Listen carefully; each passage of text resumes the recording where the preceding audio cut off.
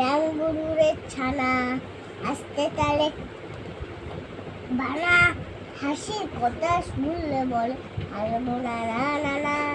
সাদার মনের চাষে ওই বুঝি কেউ হাসে, এক চোখে তাই মিটমিটিয়ে তাকায় আশেপাশে। অমনি এক চোখে আপনি বুকে বুকে আপনা রেখো হাসিস যদি মারবো কিন্তু তোকে। যাই না বোনের কাছে কিরমা গাছে গাছে কোকিল হাওয়ায় শুনতে হেসে ফেলে হেসে।